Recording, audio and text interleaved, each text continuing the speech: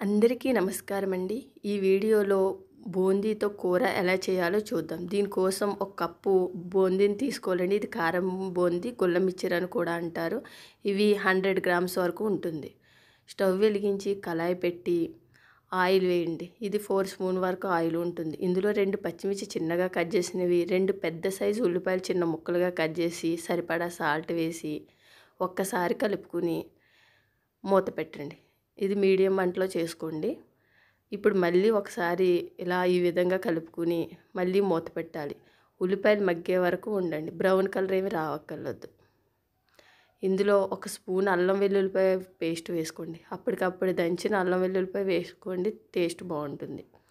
ఇప్పుడు టమాటాలు 2 పెద్ద సైజు టమాటాలు చిన్న ముక్కలుగా కట్ చేసుకుని వేసుకుని ఒక్కసారి కలుపుకుని మళ్ళీ మూత పెట్టండి. ఈ విధంగా మగ్గినాక ఒక అర స్పూను పసుపు వేసుకోండి. ఒక్కసారి కలుపుకుని మళ్ళీ మూత పెట్టండి. ఈ విధంగా మగ్గినాక 2 పెద్ద స్పూన్ల కారం వేసుకోండి. ఈ విధంగా కలుపుకుని వాటర్ గ్లాస్ ఉంటుందిగా, వాటర్ గ్లాస్తో గ్లాస్ వాటర్ వేసుకోండి, సరిపోతుంది. ఈ విధంగా కలుపుకుని మూత పెట్టుకుని మీడియం మంటలో ఒక 10 నిమిషాలు మగ్గించండి. టీ స్పూన్తో 1 స్పూను ధనియాల పొడి వేసుకోండి.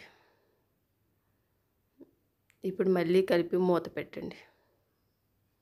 ఒక 10 నిమిషాలు ఈ విధంగా మగ్గినాక కొద్దిగానే వాటర్ ఉంది కదండి, ఇంకా అయిపోవచ్చింది. ఇప్పుడు అర స్పూన్ గరం మసాలా వేసుకుని ముందుగా రెడీ చేసి పెట్టుకున్న బూందీ వేసుకుని వాటర్ ఎక్కువ ఉండగా వేయకండి, బాగా మెత్తగా పేస్ట్లా అయిపోతుంది. కొంచెం బూందీలాగానే ఉంటేనే బాగుంటుంది. ఈ విధంగా కలుపుకుని పూర్తిగా సిమ్లో పెట్టేసి ఒక 5 నిమిషాలు అలా వదిలేయండి. అంతేనండి, ఇది కూర రెడీ అయ్యింది. ఇది రోటీ, రైస్లోకి, బగారాలోకి కూడా బాగానే ఉంటుంది. ఒకసారి ట్రై చేయండి. లాస్ట్లో కొత్తిమీర వేసుకోవచ్చండి, నా దగ్గర లేదు, నేను వేయలేదు. ఈ వీడియో మీకు నచ్చినట్లయితే లైక్, షేర్, సబ్స్క్రైబ్ చేసుకోండి. లైక్ అయితే తప్పకుండా చేయండి, సబ్స్క్రైబ్ కూడా చేసుకోండి. Thank you for watching.